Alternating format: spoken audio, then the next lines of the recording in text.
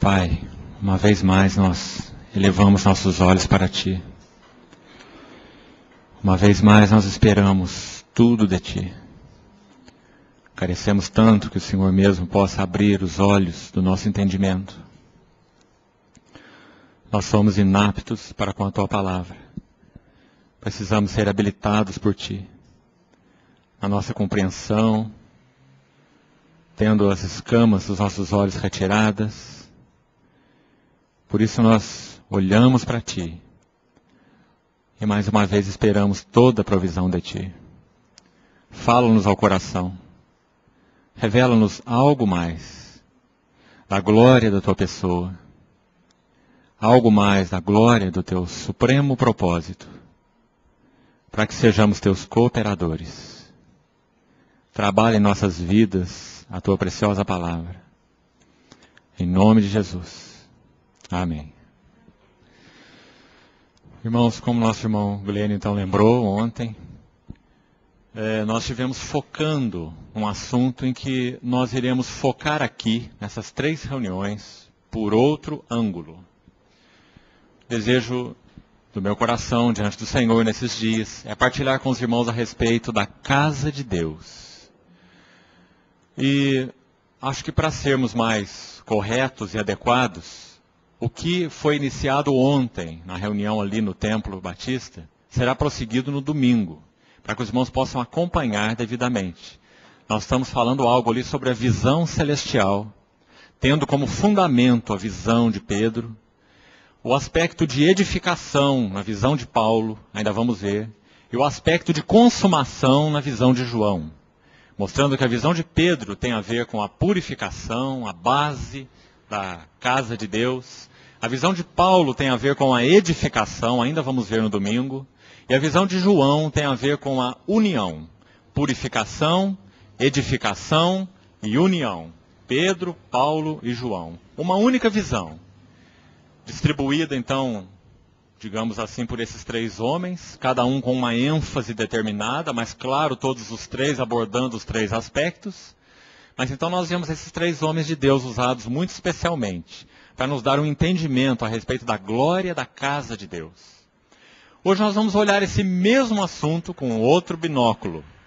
Nós vamos olhar através da ótica da restauração da casa de Deus, ou do testemunho de Deus, através dos livros de Esdras e Neemias. E interessante que nós vamos também seguir 3 passos. Porque o retorno do povo de Deus do cativeiro da Babilônia, ele aconteceu em 3 levas. Então nós teremos um primeiro foco com o retorno com Zorobabel, um segundo foco com o retorno de Esdras, e um terceiro foco com o retorno de Neemias. Os irmãos vão ver que o primeiro retorno com Zorobabel toca a questão da casa de Deus.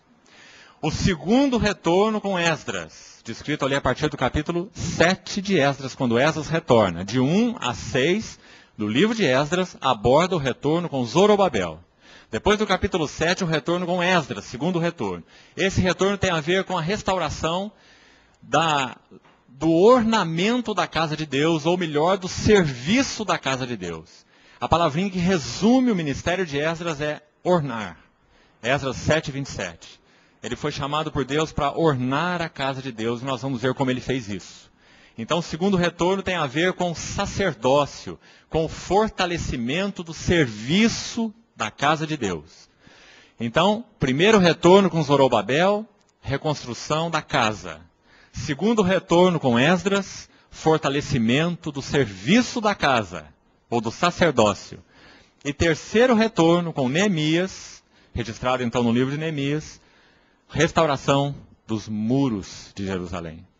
E também, só para efeito didático, já colocando o esboço para os irmãos, nós vamos ver que dentro desse último aspecto, restauração dos muros, terceiro retorno, com Neemias, nós vamos ver também 3 pontos. Nós vamos ver a construção do muro propriamente, que fala de separação e unidade dentro da casa de Deus. Tema precioso, separação e unidade. Depois nós vamos ver a restauração da vida unida e ainda mais um terceiro ponto, através de Neemias. Então esse seria o esboço que nós vamos seguir durante esse foco aqui nesses 3 dias. Gostaria então que nós abríssemos a palavra de Deus, inicialmente, no último capítulo do livro anterior a Esdras. Segundo livro das Crônicas. Segundo livro das Crônicas, capítulo 36, então. Gostaria que nós dessemos uma olhada nesse capítulo, inicialmente. Vamos ler um pouquinho a partir do verso 15. Segundo livro das Crônicas, capítulo 36, verso 15. O Senhor, Deus de seus pais, começando de madrugada, falou-lhes por intermédio dos seus mensageiros, porque se compadecera do seu povo e da sua própria morada. Eles, porém, zombavam dos mensageiros, desprezavam as palavras de Deus e mofavam dos seus profetas. Até que subiu a ira do Senhor contra o seu povo e não houve remédio algum. Por isso fez subir contra ele o rei dos caldeus, o qual matou os seus jovens à espada na casa do seu santuário, e não teve piedade nem dos jovens, nem das donzelas, nem dos velhos, nem dos mais avançados em idade, a todos os deu nas suas mãos. Todos os utensílios da casa de Deus, grandes e pequenos, os tesouros da casa do Senhor, os tesouros do rei e dos seus príncipes, tudo levou ele para Babilônia. Queimaram a casa de Deus e derrubaram os muros de Jerusalém. Todos os seus palácios queimaram a fogo, destruindo também todos os seus preciosos objetos. Os que escaparam da espada, esses levou ele para a Babilônia, onde se tornaram seus servos e de seus filhos até ao tempo do rei da Pérsia, para que se cumprisse a palavra do Senhor por boca de Jeremias, até que a terra se agradasse dos seus sábados. Todos os dias da desolação repousou, até que os 70 anos se cumpriram. Irmãos, nós precisamos de um pouco de pano de fundo aqui, para nós compreendermos o contexto da restauração da casa de Deus, registrada em Esdras e Neemias.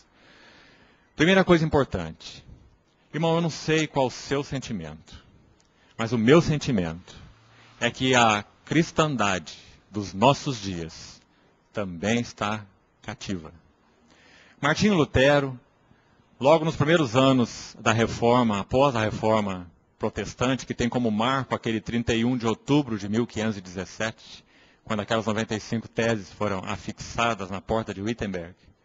A partir dali, Martinho Lutero, entre tantas obras maravilhosas que ele escreveu uma obra chamada O Cativeiro Babilônico da Igreja.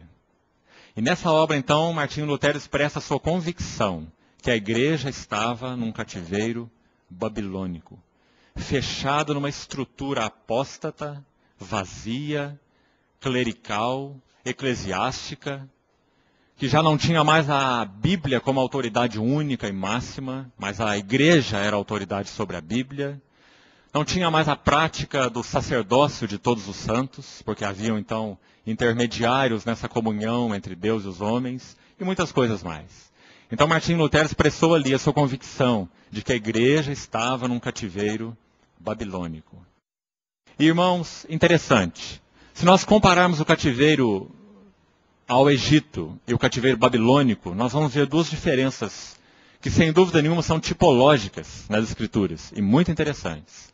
Eu acho que nenhum de nós aqui tem dúvida em afirmar que o cativeiro egípcio é uma figura do nosso estado natural no mundo. O Egito é um tipo do mundo, não é? Assim como o faraó é um tipo do diabo. Então isso é muito claro na tipologia bíblica, quase que unanimemente entre os santos.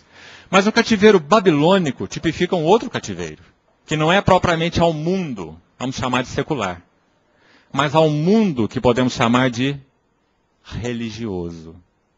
Porque, irmãos, muito interessante, quando o povo de Deus, o povo da aliança, conforme nós lemos o texto aqui, deixou Jerusalém também em 3 levas. Se os irmãos olharem com cuidado o capítulo 36, os irmãos vão ver que eles foram cativos a primeira leva com Jeoaquim. Segundo Crônicas 36, 5. Jeoaquim reinou 11 anos ali em Jerusalém e Nabucodonosor o levou. Nabucodonosor mesmo é quem leva essas esses três conjuntos de cativos. Então, durante o reinado de Jeoaquim, Nabucodonosor o levou. Depois substitui o seu filho, Joaquim, ou Jeconias, é o mesmo aí. E você vai ver lá no versículo 10 do capítulo 36, que Nabucodonosor leva também Joaquim. Depois os irmãos vão ver no capítulo 36 ainda, lá no verso 17, que Nabucodonosor leva o último, terceiro rei, Zedequias. 3 levas de cativos. Os irmãos olharam com cuidado o capítulo e vão observar. Agora, irmãos, nós precisamos fazer então essa comparação entre o povo de Deus naquele cativeiro que, então entendo, tipologicamente falando, representa esse cativeiro no qual a cristandade tem estado nos nossos dias de muitas formas. Se nós olharmos para essa ótica, nós vamos ver que o povo de Deus, levado para a Babilônia, ele tinha ali liberdade religiosa. Eles podiam servir o seu Deus. Eles podiam ler a Torá. Eles podiam cantar os salmos. Eles podiam fazer as suas orações. Eles não tiveram restrita a sua liberdade religiosa ali. Eles podiam exercitar todas essas coisas. Só que eles não tinham o mais importante. Eu creio que isso fala muito a respeito da cristandade nos nossos dias. Eles não tinham o altar. Eles não podiam oferecer seus sacrifícios. Nós podemos dizer que era um culto sem sangue. Ou uma religião sem sangue. Da mesma maneira, quando nós olhamos para a cristandade hoje, será que nós não vemos muito desse culto sem sangue? Sem a realidade de convicção de pecado, e por isso a necessidade de arrependimento, sem a centralidade da cruz, da obra da expiação, da pessoa de Cristo, né? De modo geral, nós temos visto uma pregação que exclui a cruz, que exclui o sangue, que exclui o pecado. O pecado hoje é chamado de distúrbio, né? Distúrbio psicológico. Não se fala mais em pecado, não é verdade? Então é uma religião, um culto sem sangue, sem altar. Muito interessante a estratégia do inimigo. Agora os irmãos sabem, mais um item, que Babilônia tipifica o cativeiro religioso, diferente do Egito, que tipifica o cativeiro nosso ao mundo. Porque na Babilônia aquele povo teve liberdade de desenvolver suas sinagogas. Você sabia que a ideia da sinagoga começou lá? E havia até mesmo dentro da Babilônia sinagoga de associações de classe. Você podia ter sinagoga dos pedreiros, sinagoga dos ferreiros, sinagogas de associação de classe. E uma sinagoga deveria ser composta por 10 cabeças de família. No mínimo 10 judeus, que deveriam se reunir e então constituiriam uma sinagoga de associação de classe. A unidade do povo de Deus tinha sido completamente perdida. Mas eles estavam distraídos. Quem sabe com a leitura da Torá, quem sabe com o cântico dos salmos, quem sabe fazendo as suas orações, mas sem a centralidade da cruz, da obra da expiação de Cristo, né? Irmãos, ainda tem mais um fator interessante. Em Babilônia, eles adquiriram prosperidade, muita prosperidade. Hoje, nós sabemos muito bem que na nossa nação, que o judeu é bom de negócio, né? E eu acho que eles aprenderam na Babilônia. Porque diz a história que na Babilônia eles se tornaram muito prósperos. Muito prósperos. Eles tinham muita liberdade ali nesse sentido. Então, não havia no coração deles nenhum motivo que fosse para retornar para Jerusalém. Nós precisamos começar aqui, nessa nota. Quando nós olhamos, irmãos, de muitas formas esse cativeiro no qual a cristandade hoje em dia tem estado, será que, de alguma maneira, o nosso coração tem se conformado a qualquer um desses moldes citados aqui? Nós estamos bem lendo os salmos? Nós estamos bem tendo a palavra escrita de Deus? Nós estamos bem podendo praticar quem sabe, um culto sem sangue? Nós estamos bem no sentido material? Hoje não faltam profetas e mestres da prosperidade para nos ajudar a entender que Deus deseja nos dar esse tipo de valor como regra do reino, não é? Assim como foi com o povo de Israel no cativeiro babilônico.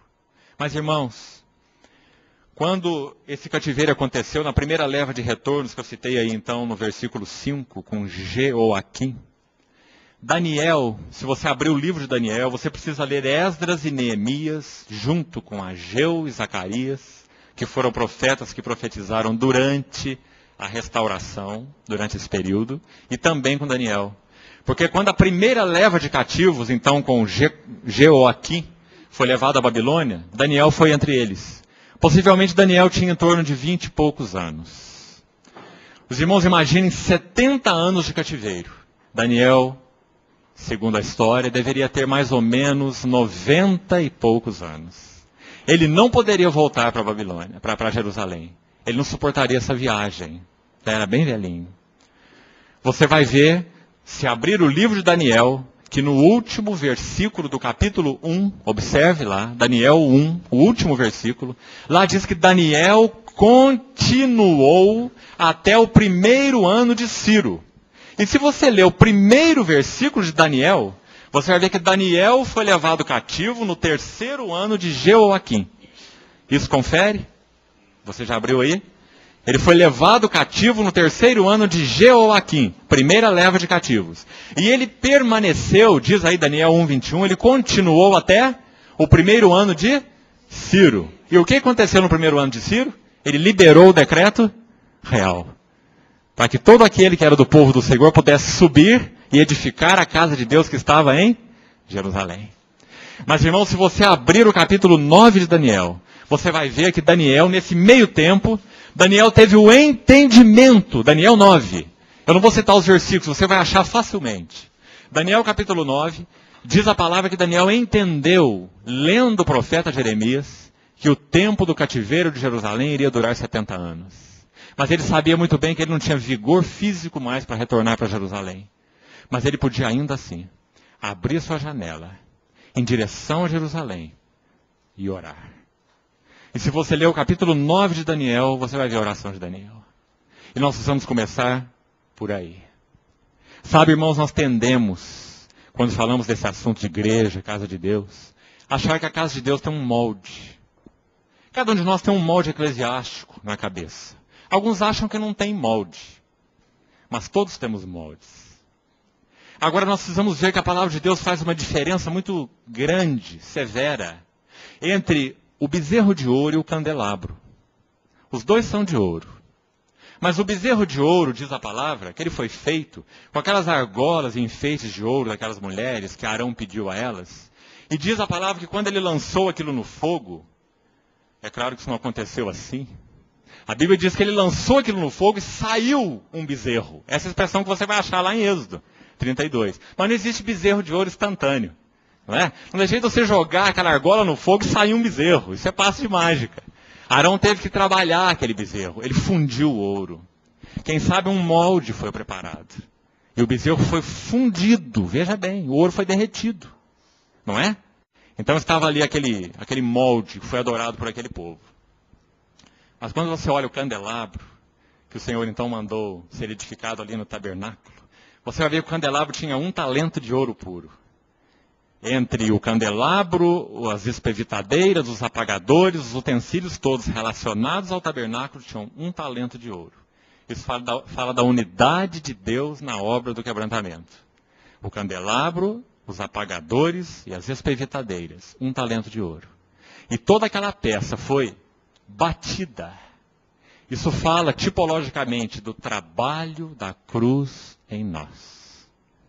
O bezerro de ouro foi fundido no molde, mas o candelabro foi batido. O bezerro de ouro não é figura da igreja, mas o candelabro sim. Tanto de Cristo quanto da igreja. Né? Tudo no tabernáculo é figura de Cristo e da igreja. Tudo no tabernáculo. E do relacionamento espiritual entre Cristo e a igreja. Grande é esse mistério, mas eu me refiro a Cristo e a igreja. O tabernáculo reflete essas verdades. Então, irmãos, aquele talento de ouro batido mostra, Apocalipse 2, na visão de João, ele diz que as igrejas eram tipificadas por aqueles 7 candeeiros de ouro, as 7 igrejas da Ásia. Então, os candeeiros são figura da igreja. A igreja não é formada em um molde, em nenhum molde eclesiástico. Ou nem na cabeça daqueles que acham que não tem molde nenhum. E esse molde, muito menos, pode ser transportado de localidade para localidade. dizendo pratique assim, faça assim, haja assim, e você vai ter o melhor molde para a igreja. A igreja não é moldada dessa maneira. A igreja é forjada mediante o trabalho do cinzel, mediante o trabalho da cruz. Sem o trabalho da cruz, não há luz. Aquelas espevitadeiras também falam da obra da cruz. Aqueles pavios estavam acesos, mas ainda eram só pavios. Para que eles não fumegassem, o sacerdote lá de Apocalipse, capítulo 2, figura de Cristo, aquele sacerdote cingido, Cristo glorificado, ele anda no meio dos 7 candeeiros de ouro, aparando os pavios, para que aquela luz não se apague. Ele faz o seu trabalho sacerdotal, cuidando das suas igrejas. Então, irmãos, somente isso pode gerar nos santos testemunho de Deus. O trabalho do cinzel que forja esse candeeiro. E o trabalho da espevitadeira, diariamente, que mantém essa luz acesa. Foi por isso que o nosso Senhor, como Lucas registra, diz assim, se alguém quiser vir após mim, negue-se a si mesmo, dia a dia. Assim como o sacerdote entrava lá e aparava a lâmpada todo dia. Dia a dia, tome a sua cruz e siga-me. Do contrário, não há testemunho de Deus. Nós podemos ter um palavrório sobre igreja. Igreja é isso, igreja é aquilo, igreja tem esse molde, tem aquele molde. São moldes. Mas sabe, irmãos, a história dos reavivamentos espirituais nos ajudam muito de muitas maneiras. Mas especialmente de uma maneira. Quando nós temos os derramamentos do Espírito em diversos avivamentos, a Reforma, avivamento puritano, avivamento do século XVIII, aquele grande despertamento evangélico, todos os avivamentos. Quando os irmãos olham os avivamentos, os irmãos vão ver que o Espírito é derramado, pela graça e soberania de Deus. Os santos são renovados, mas inevitavelmente, o nosso coração começa a conceber os moldes, as melhores maneiras disso ou daquilo. Então os irmãos vão observar que depois de algum tempo, aquele molde, como que uma taça cheia de vinho, o vinho novo, é derramado então e enche aquela taça. Mas aquele vinho vai se esvaindo. O relacionamento de união com Cristo vai perdendo frescor.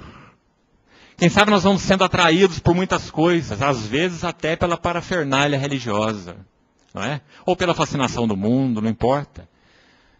Nós vamos sendo atraídos, então aquele vinho vai se esvaindo, e daí a pouco nós vamos vendo uma taça brigando com a outra taça. Dizendo assim, eu sou mais bonita. Mas as duas taças, ambas as taças, estão vazias. São apenas taças. Tabernáculo sem arca.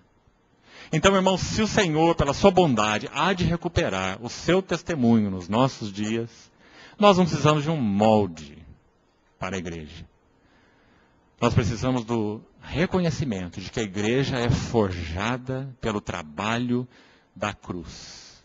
Pelo usar do Espírito Santo e da palavra de Deus, dividindo em nós alma e espírito.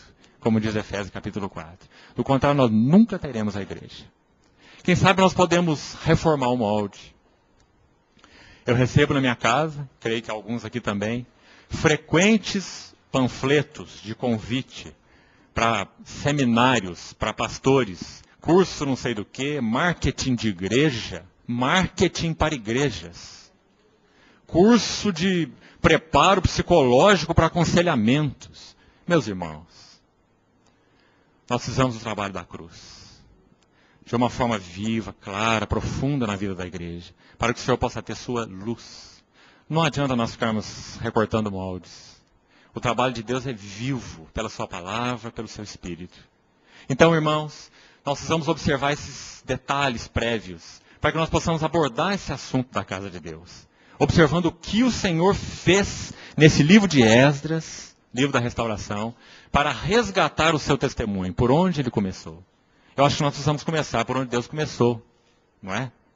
Senão nós vamos ter problema com ele, porque ele é o Senhor da casa, não é? Se ele quer começar por um assunto, o Espírito de Deus inspirou a palavra escrita. Isso aqui não é uma revista, um jornal, um livro de informação.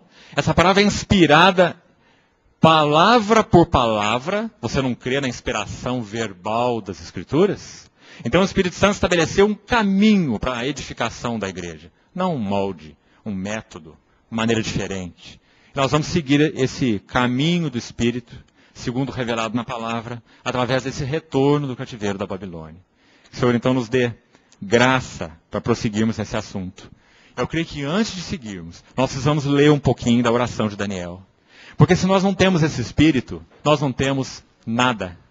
Nada com relação à restauração da casa de Deus. Daniel capítulo 9, queria que os irmãos observassem alguma coisa.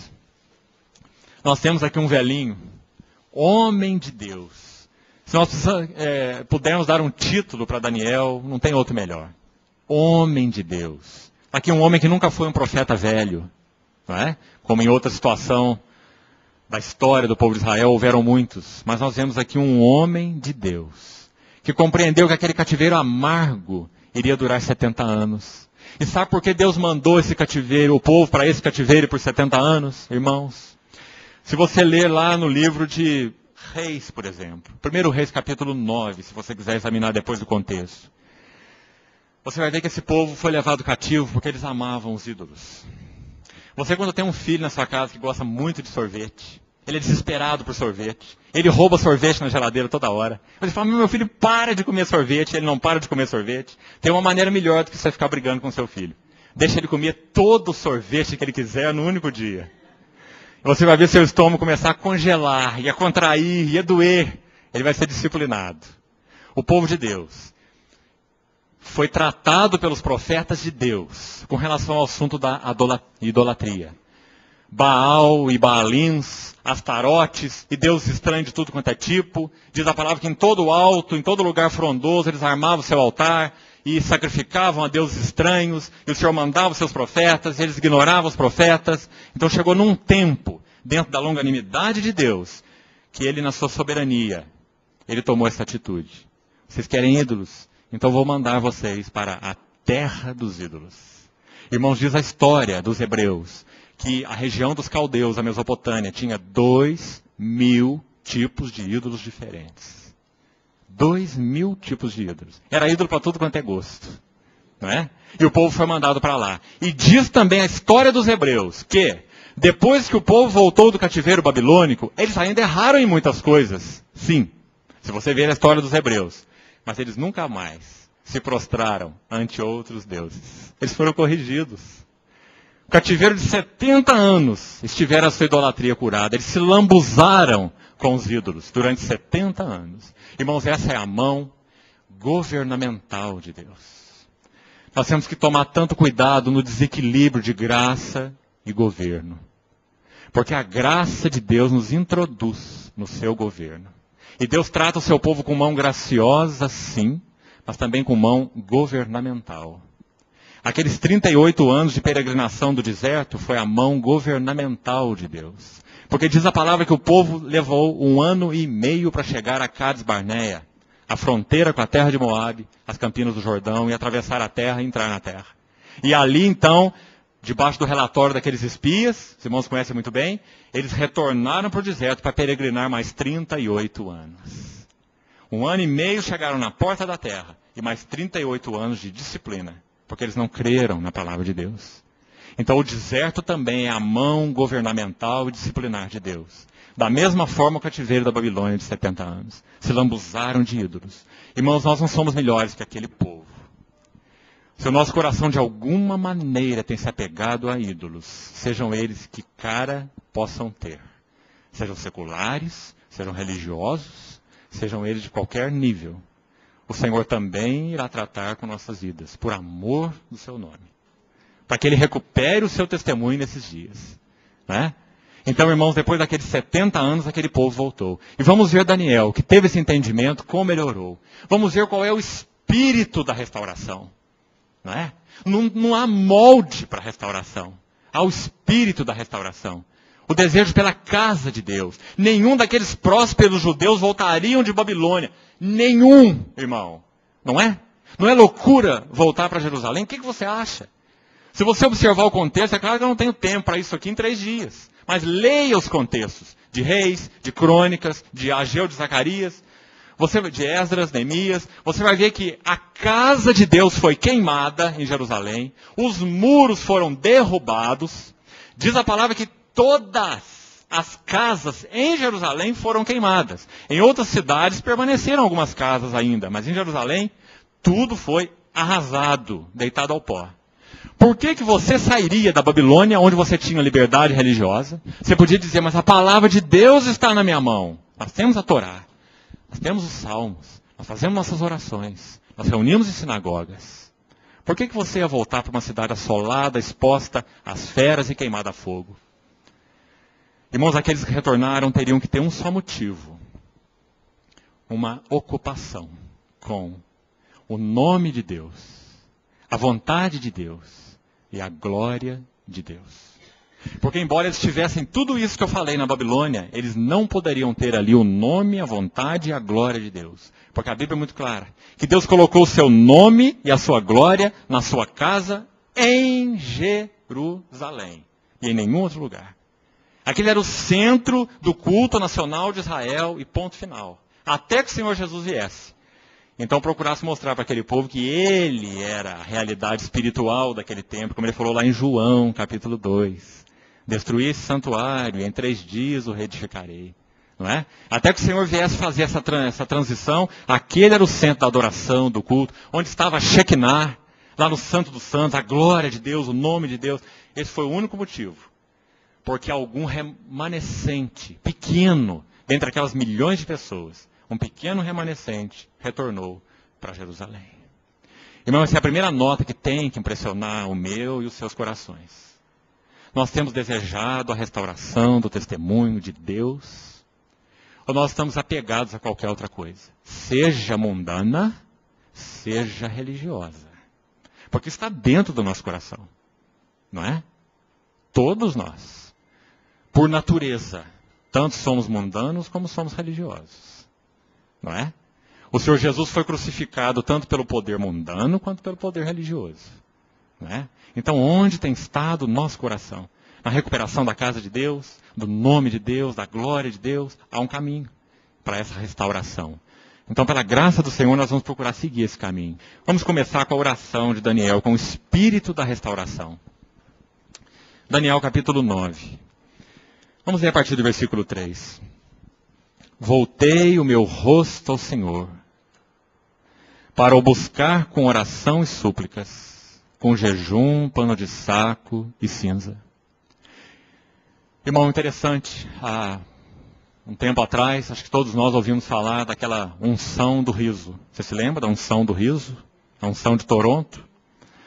Uma vez perguntaram a um homem de Deus o que ele achava sobre aquela unção do riso. E ele respondeu assim, eu não sei muito sobre aquela unção do riso, não estou muito bem informado. Mas eu posso te dizer uma coisa. Se Deus estivesse lá, eles não estariam rindo daquela maneira. Eles estariam rolando no chão de arrependimento.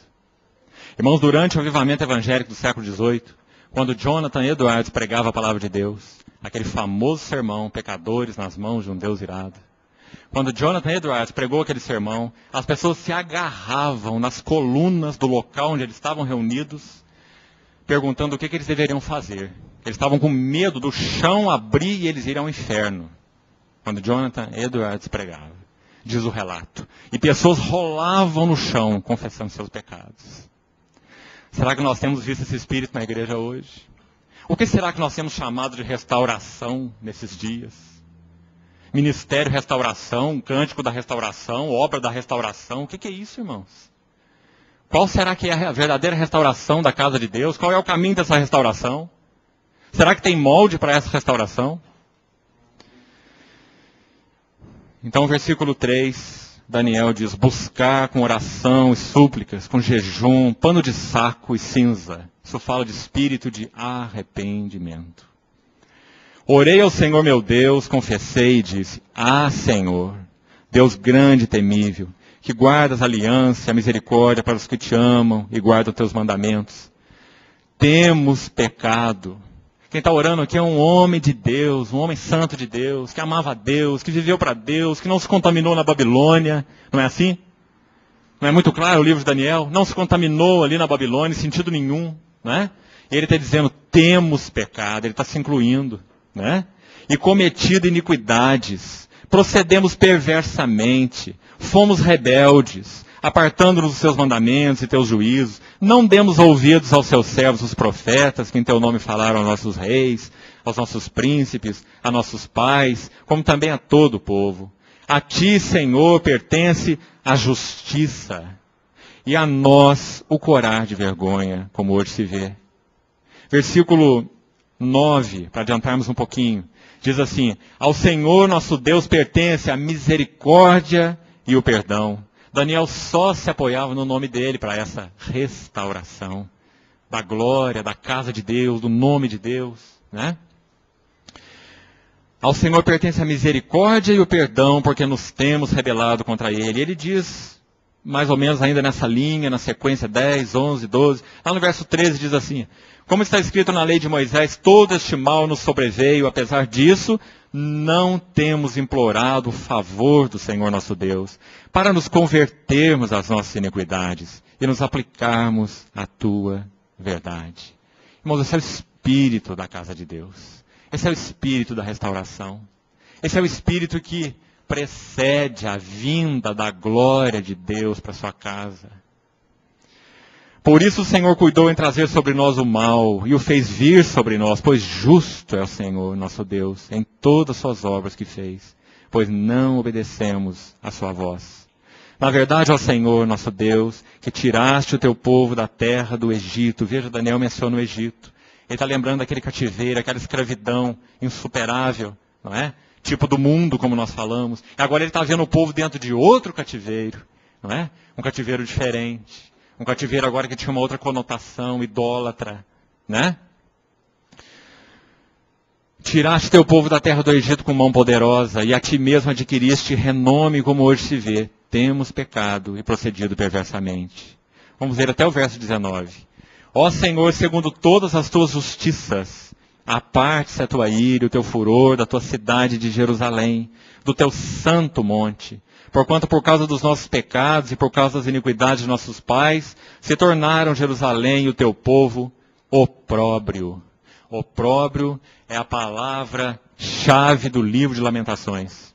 Se você abrir o livro de Lamentações de Jeremias, diz a história, a tradição hebraica, que quando Jerusalém queimava fogo, quando Nabucodonosor pôs fogo na cidade, Jeremias estava escondido numa gruta, no Monte Gólgota. Muito interessante. Da mesma maneira que o Senhor Jesus, lá em Mateus, lamenta sobre Jerusalém, dizendo que Jerusalém não o recebeu. Jerusalém, Jerusalém, que mata os profetas, não é? Jeremias é um tipo do Senhor Jesus. Então diz a história que Jeremias estava na chamada Gruta de Jeremias. Se você for lá em Jerusalém, você vai ver a Gruta de Jeremias, no Monte Gólgota. E ele olhava para Jerusalém queimando. Ele escreve o livro de Lamentações. E o livro de Lamentações tem uma palavrinha hebraica ali que é importante no livro. É a primeira palavra do livro de Lamentações. Como? Traduzida aí para o nosso português. A palavra hebraica, erra. Como? Exclamação. Jeremias está ali admirado diante do que aconteceu àquela cidade outrora, como diz lá, populosa. Aquele ouro purificado, que agora era um ouro escurecido. No capítulo 4 ele fala assim, como estão espalhadas as pedras do santuário. Será que isso não reflete a cristandade dos nossos dias? Como estão espalhadas as pedras do santuário. Cristãos aqui, cristãos ali, cristãos lá. Mas o quanto o Senhor tem obtido sua glória. O quanto nós temos sido edificados juntos para a glória de Deus, né? Então, irmãos, essa oração reflete esse espírito, né? Opróbrio. Teu povo opróbrio, final do verso 16, para todos que estão em redor de nós. Agora, pois, ó Deus nosso, ouve a oração do teu servo e as suas súplicas. Presta atenção nesse final da oração. E sobre o teu santuário assolado, faze resplandecer o teu rosto. Irmãos, olha o caminho da restauração. Faze resplandecer o teu rosto. A visão da glória de Cristo, da pessoa de Cristo, da obra de Cristo. Quando nós pudermos chegar a examinar o livro de Esdras, nós vamos ver que esse é o primeiro ponto. Muito interessante. A primeira coisa que foi restaurada em Jerusalém, irmãos, é o contrário de qualquer estratégia militar. Se você vai para uma cidade exposta a bestas feras, queimada a fogo, num deserto, exposto a inimigo, o que você vai fazer? Você vai fazer uma cabaninha para você e dormir à noite lá? Você vai se preocupar imediatamente em fazer um cerco ao redor. Qualquer estrategista militar dizer, olha, é hora de fazer a cerca de proteção. Vamos restaurar os muros. O que qualquer técnica militar faria em primeiro, Deus fez por último. Os muros vieram por último. O que veio primeiro? Esdras capítulo 3. Levantaram o altar sobre as suas bases. Porque aquele povo entendia o seguinte, se eles estivessem numa relação acertada com Deus, eles não precisariam temer os seus inimigos. Porque o Senhor havia prometido a eles, eu serei ao redor do meu povo um muro de fogo ao redor do meu povo. Ele disse isso através de Isaías. Aquele povo sabia que se mantivesse uma relação correta, acertada com Deus, baseada no altar, não é? Arrependimento, confissão, visão do pecado, adoração a Deus com sangue. Eles sabiam então que seriam protegidos pelo próprio Deus. Então em Esdras capítulo 3 a gente vai chegar lá e comentar com mais detalhes. O altar foi a primeira coisa a ser restaurada. Irmãos, e tem que ser assim na genuína restauração de Deus nesses dias. Uma visão renovada da glória da pessoa e obra de Cristo. Nós temos tido tantos movimentos hoje espiritocêntricos, centrados no Espírito. Mas, irmãos, a verdadeira obra do Espírito não é espiritocêntrica. A verdadeira obra do Espírito é cristocêntrica. Porque o Espírito Santo, segundo João, ele iria receber do que é do Senhor, como ele disse, e iria anunciar a eles. E a palavra diz, ele, o Espírito Santo, o Consolador, me glorificará. É como você construir aí uma estátua nessa cidade, numa praça aí, e você quer que ela seja vista de dia e de noite. Então você coloca aqueles holofotes escondidos atrás da vegetação. Ninguém vai lá na praça para ver o holofote. Vai na praça para ver o monumento. O holofote serve para lançar luz sobre o monumento. Esse é o ministério do Espírito. Ele lança luz sobre a glória de Cristo. Então toda a restauração genuína tem Cristo no centro. Tem o altar no centro. Cristo é melhor visto, mais admirado. Os nossos corações se dobram em arrependimento e em confissão de pecado. Isso é avivamento. Não é? Irmãos, nós devemos clamar por isso nesses dias. Nós não devemos esperar que a vinda do Senhor resolva o problema, não. Nós precisamos orar de novo. Senhor, aviva a tua obra esses tempos do fim. Recupera a tua glória, teu testemunho. Senhor, pela tua misericórdia, conta comigo. Trabalha minha vida com a tua cruz, para que eu próprio possa ser um instrumento nessa restauração. Irmãos, se nós não temos esse espírito, o que nós estamos fazendo na casa de Deus? O que nós queremos? Se nós não queremos o nome dEle, se nós não queremos a glória dEle, se nós não queremos a casa dEle, o que nós queremos? Nosso molde, nossas ideias, nossos conceitos. O Senhor nos ajude. Vamos terminar essa oração de Daniel. Versículo 17. Agora, pois, ó Deus nosso, ouve a oração do teu servo e suas súplicas, e sobre o teu santuário assolado, faze resplandecer o teu rosto, por amor do Senhor. Ah, meus irmãos, o nome do Senhor está ligado à igreja, sim. Sempre estará. Nosso Senhor, desde a eternidade, sabia muito bem os caminhos pelos quais nós íamos andar. E as vergonhas que nós iríamos representar para o seu nome. Sabia muito bem. Assim como o povo de Israel tanto representou vergonhas para o seu nome lá no Velho Testamento. A igreja também no Novo Testamento. Mas ainda assim, nos seus propósitos soberanos, ele se uniu à igreja. Ele depositou o seu nome na igreja. Quem toca na igreja toca nele. De alguma maneira ele determinou que ele não faria essa obra por meio de anjos que desceriam do céu para pregar o evangelho. Mas ele faria essa obra mediante homens, vasos de barro. Mas, irmãos, se o Senhor não puder encontrar caminho em nós, porque ele determinou assim, ele encontrará em outros. Mas ele não ficará sem testemunho, porque ele nunca ficou sem testemunho sobre a terra. No livro de Daniel, se você ler o livro de Daniel, você vai ver que Deus ali não é chamado de Deus dos céus e da terra, como sempre ele é chamado. Você já reparou? No livro de Daniel ele é chamado só de Deus dos céus. Por quê? porque Jerusalém estava destruída, queimada, a casa de Deus assolada. Ele não tinha mais um lugar na terra. Então Daniel, no seu livro, ele chama Deus de o Deus dos céus. Que coisa impressionante, irmãos. Ele determinou contar conosco. Sua obra passa por nós. Em outros dias nós teremos a oportunidade de considerar a natureza dessa obra, para que nós saibamos se verdadeiramente a cruz tem operado em nós, porque não há outro caminho para a glória, para a revelação da glória de Deus, senão o caminho da cruz em nossas vidas. Né? Então que nós estejamos muito claros sobre isso. Esse é o caminho de Deus, para a obtenção da sua glória. Versículo 18. Inclina, ó Deus meu, os teus ouvidos e ouve. Abre os teus olhos e olha para a nossa desolação. Irmão, será que há uma outra maneira de nós hoje como igreja orarmos? Você vê que há uma outra maneira? Quando você olha essa história? E nós temos liberdade sim para falar isso. Sabe por quê? Nós estamos dentro da arca. Todos nós. Nós não estamos falando como filósofos observadores da igreja. Não é? Nem como críticos imparciais. Nós estamos falando como de Cristo. Nós estamos do lado de dentro e não do lado de fora. Então nós podemos sim, com uma santa humilhação, orar como Daniel. Senhor, olha para a nossa desolação. Tanta coisa aí tem sido chamado de avivamento, de Deus, não é? De restauração, especialmente no nosso país. Mas o quanto Deus tem obtido realmente a sua glória no meio disso tudo. Vidas verdadeiramente transformadas. Caráter transformado. Famílias transformadas. Vidas santas. Né? Quanto Deus tem obtido desse verdadeiro fruto? Se não tem, qual o motivo? A falta do trabalho, da cruz nas nossas vidas. Né?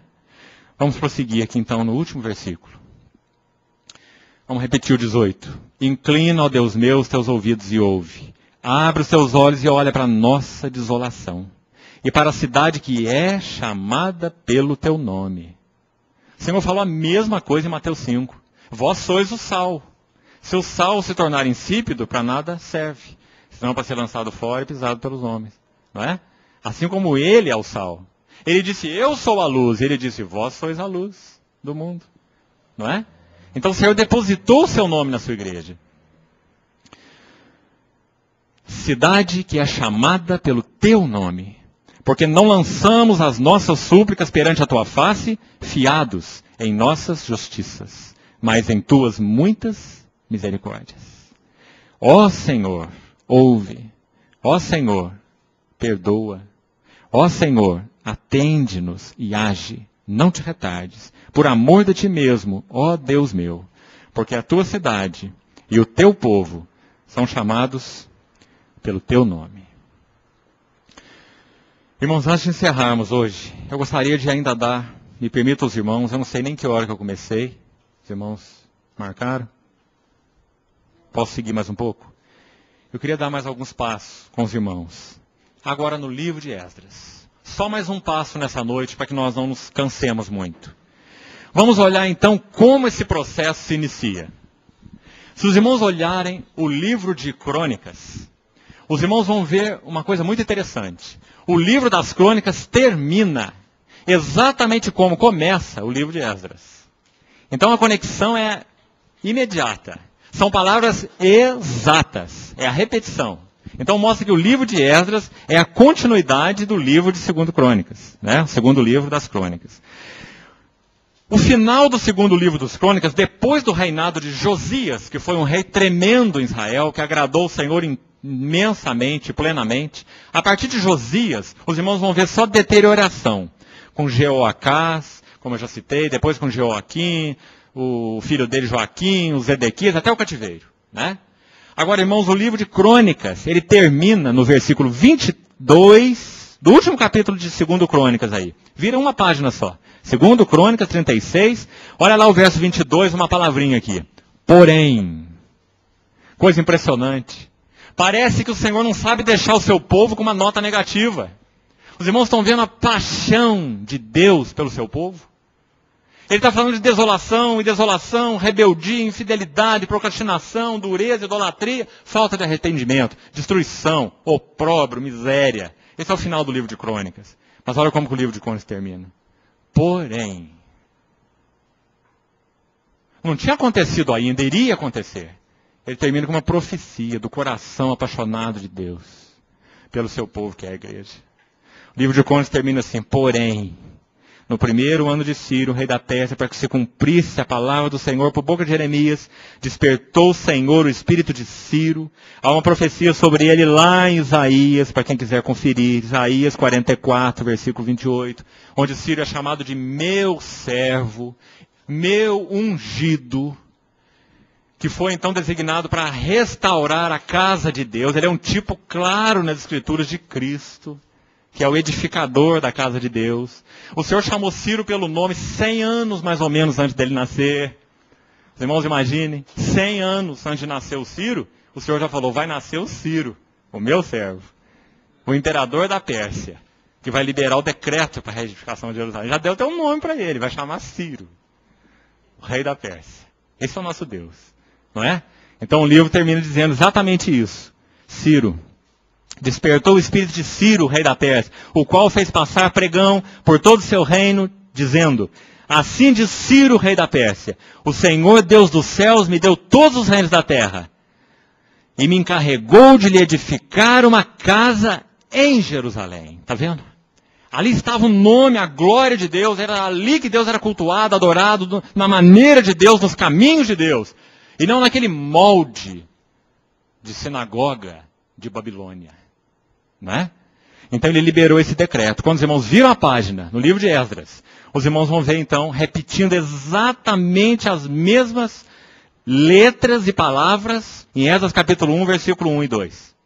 Exatamente. Não é? Então vai dizer em primeiro lugar que ele despertou esse vaso gentio chamado Ciro, pela sua soberania, figura de Cristo.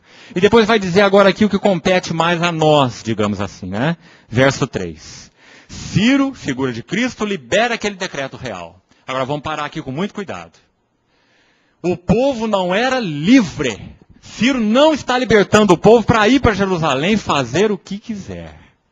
Ciro está liberando o povo para ir para Jerusalém para restaurar a casa de Deus. Eles não eram livres. Eles pagavam tributos para Ciro. Eles foram liberados com um propósito. Ontem nós estivemos compartilhando que Deus não nos liberta apenas de, mas Ele nos liberta para.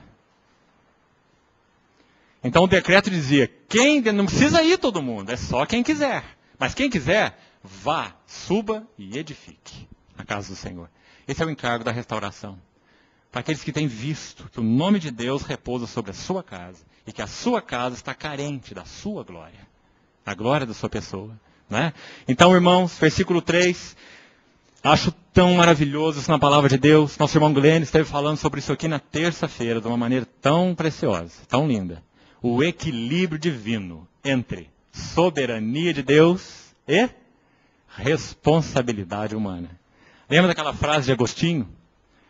Deus governa sobre as ações livres dos homens. Olha que frase paradoxal. Deus governa sobre as ações livres dos homens. Os homens são 100% responsáveis. E Deus é 100% soberano.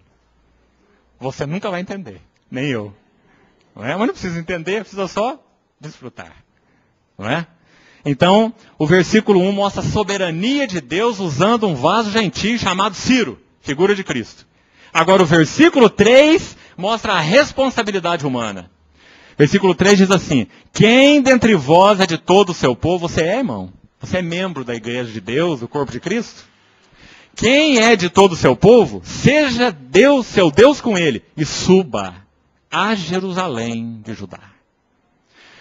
E edifique, veja esses dois verbos, suba e edifique a casa do Senhor Deus de Israel. Ele é o Deus que habita em Jerusalém. Vamos ver ainda o versículo 4 e 5. Todo aquele que restar em alguns lugares em que habita, os homens desse lugar o ajudarão com prata, ouro, bens e gado. Afora as dádivas voluntárias para a casa do Senhor, a qual está em Jerusalém. Olha quantas vezes o foco. A qual está em Jerusalém, a qual está em Jerusalém. Não é? Porque ali estava então o nome de Deus, a glória de Deus. Olha o verso 5. Então se levantaram os cabeças de família de Judá e de Benjamim, e os sacerdotes dos levitas, presta atenção, com todos aqueles cujo espírito Deus despertou, para subirem a edificar a casa do Senhor que está em Jerusalém. de novo começa com Deus. Filipenses 2, verso 12 e 13, expressa esse paradoxo de uma maneira linda nas palavras de Paulo. Paulo diz assim, Filipenses 2, 12, amados meus, assim como sempre obedecestes, não só na minha presença, mas também na minha ausência, desenvolvei a vossa salvação com temor e tremor. É algo que compete a nós, desenvolvamos a nossa salvação. Mas o verso 13 diz assim, porque Deus é quem efetua em vós, tanto querer como realizar. Está vendo o paradoxo? É Ele quem efetua até o querer. Sem Ele nós não queremos nada, nós só queremos pecar. Mas Ele efetua em nós o querer e também o realizar. Mas de alguma maneira misteriosa. Esse trabalho coopera conosco, de modo que nós temos que responder a essa graça. Por isso o livro de Hebreus diz assim, hoje, se ouvirdes a sua voz, não endureçais os vossos corações. Isso é uma responsabilidade nossa. O que nós queremos? O que tem nos emaranhado como povo de Deus e impedido a restauração da casa de Deus, da glória de Deus na casa de Deus? O mundo, a carne, o pecado, o ego, não é? Então, irmãos, o versículo 5 mostra a nossa entrada aqui, né, nesse processo. Deus desperta, mas a ordem no capítulo 3 é quem dentre vós é do seu povo, suba. Então, para a gente encerrar por hoje, esse último passo que eu falei, se você virar a sua Bíblia, no capítulo 3 agora de Esdras, você vai ver, se fizer a contabilidade aí, baseada ainda no capítulo 2, versos 64 e 65, do capítulo 2. Se você olhar ali rapidamente, você vai ver que quase 50 mil pessoas voltaram. Isso não é nada, diante dos milhões de judeus que haviam ali então em Babilônia. É apenas um remanescente. Porque, irmãos, de alguma maneira, Deus sempre trabalhou com um remanescente. Isso só nos humilha até o pó. Quando ele escreve aquelas igrejas da Ásia, no capítulo 7, nós vemos esse trabalhar de Deus através do remanescente. Porque ele escreve aquelas cartas a cada igreja e diz assim, quem tem ouvidos, ouça o que o Espírito diz às igrejas. E apenas um remanescente, então, ouve, né? E, infelizmente, o desejo de Deus é que todos nós ouvíssemos. Mas a soberania de Deus vai trabalhar de uma maneira misteriosa com a responsabilidade humana. Ela não vai chutar a responsabilidade humana para o lado. Vai trabalhar com a responsabilidade humana. Né? De forma misteriosa. E para nós paradoxal, mas não para Deus. Né? Então, os irmãos vão ver que quase 50 mil retornaram. Está muito claro aí. 42.360 homens, mais servos, 7 mil, quase 50 mil. Capítulo 3, a gente então vai comentar um pouquinho e termina por hoje. Primeiro item restaurado quando eles chegaram em Jerusalém, como eu já comentei, o altar. Irmãos, nós não temos dúvida nenhuma, na tipologia bíblica, que o altar no Velho Testamento é uma figura da cruz do Novo Testamento. Não tem nada mais claro. Porque lá se ofereciam os sacrifícios, aquele sangue ia para dentro do Santo dos Santos, não é? Aquele altar tinha 4 pontos, onde o sangue era então passado para ser oferecido a Deus, não é? Para expiação do pecado. Altar é figura da cruz. O altar do Velho Testamento é a cruz do Novo Testamento. Então nós vamos, na verdade, falar só o primeiro aspecto desse assunto hoje. Se o Senhor permitir, amanhã a gente fala do aspecto subjetivo da cruz, o caminho da cruz, o trabalhar da cruz em nós. Do contrário, a igreja nunca vai ser edificada. Mas antes de falar do trabalho subjetivo da cruz em nós, vamos falar da realidade objetiva da cruz. Bem rápido hoje. Irmãos, se na igreja de Deus nós não tivermos restaurada a centralidade da pessoa e obra de Cristo, nós nunca teremos a glória de Deus na casa de Deus. Como eu já falei, uma das ênfases que nós podemos dar é a ênfase no espírito, espiritocêntricos. E nós podemos dar outros tipos de ênfase. Quem sabe ênfase na prosperidade, quem sabe ênfase lá no poder, não sei de que jeito, e nos sinais, né? Quem sabe ênfase na própria estrutura. Todos nós temos muitos moldes no nosso coração, como eu já falei, não é? Mas que necessidade nós temos de ver que a casa de Deus é restaurada com a visão de Cristo. Se nós vemos a Cristo, nós temos a igreja. De maneira prática, nós temos a igreja. Se nós temos visto o valor e a centralidade da cruz de Cristo, objetivamente, e temos nos rendido ao trabalho da cruz subjetivamente em nós, nós temos a igreja. Do contrário, nós podemos ter sinagogas de associação de classe, como na Babilônia. Não é? E todos corremos esse risco. Há alguns que acham que não. Acham que porque estão debaixo de um nome ou de outro, não correm nenhum risco. E há alguns que acham que porque não estão debaixo de nome nenhum, estão protegidos. Não, nós não temos nenhum nome, nós não temos nenhum molde. Irmãos, que cuidado que nós precisamos, né, com esses assuntos. Essa diferenciação entre o bezerro de ouro e o candelabro de Deus. Deus tem os seus, aqui, ali, lá. Ele tem o seu remanescente, que tem desejado sua glória, que tem respondido ao seu chamado, que tem desejado a sua glória no meio do seu povo, que tem se rendido ao trabalho da cruz. E é com esse povo, no meio do povo, que o Senhor então está contando, para que a sua glória possa repousar de novo na sua casa. Ou será que nós achamos que igreja é uma questão geográfica? Né? Será que nós podemos olhar para nós e dizer assim, somos a Filadélfia? Será? Filadélfia degenera em Laodiceia. Quando nós olhamos para nós e falamos, somos igreja, ricos e abastados, não precisamos de coisa alguma. Filadélfia se degenera em Laodiceia. Então que o Senhor tenha cuidado de nós. Nós tenhamos uma visão correta a respeito desse assunto tão importante, né? A casa de Deus. Então, encerraremos hoje nesse ponto. E amanhã a gente fala do lado subjetivo da cruz, o trabalho da cruz em nós. Vamos terminar hoje, então, com esse lado objetivo. Esdras 3, versículos 2 e 3.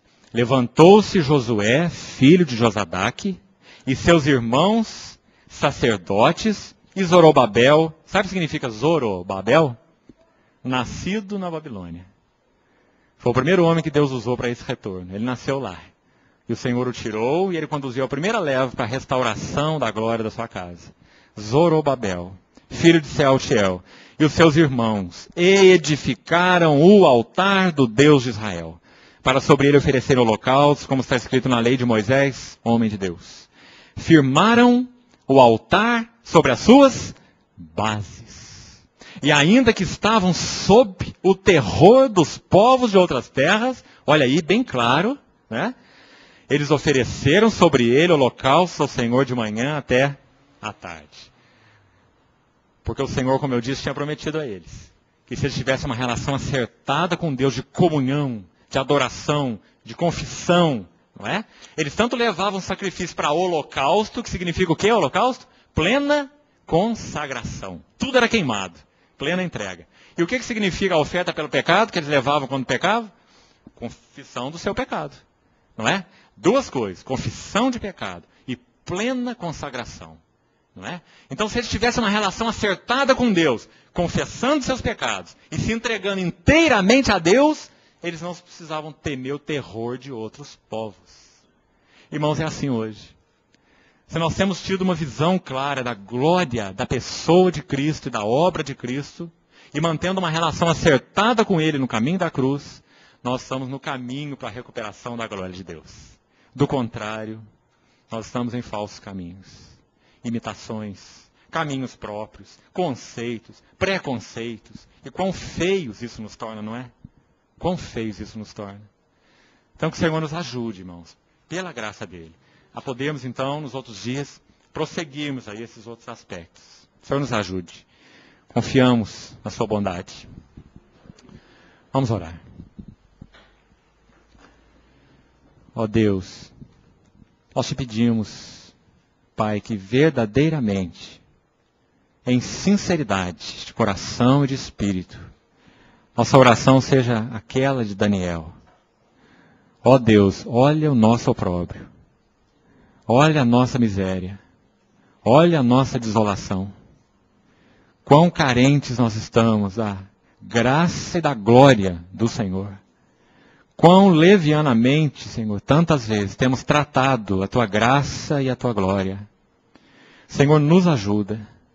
Gera uma resposta no nosso coração, fiel, verdadeira. Gera em nós uma verdadeira confissão de pecado. Um verdadeiro espírito de arrependimento. Gera em nós uma verdadeira entrega de tudo, do nosso todo. Converte-nos de todo a Ti, Senhor. Todo o nosso coração, mente, desejos, propósitos, vontade emoções. Converte nosso coração, Senhor. Quão enganoso é o nosso coração. Nós temos, sim, pecado contra Ti. Ó Deus, ajuda-nos a podermos responder de uma maneira integral a esse Teu chamado. Pela Tua misericórdia, suplicamos a Ti. Trabalha em nós com aquele cinzel da Tua palavra, do Teu Espírito. Divide em nós a alma de Espírito, Senhor. Limpa a Tua eira. Nós somos Tua vinha, Senhor. Resplandece o Teu rosto sobre nós, para que a glória do Teu nome seja recuperada nas nossas vidas. Nós oramos a Ti, Pai, por amor do Teu nome. Amém. Amém.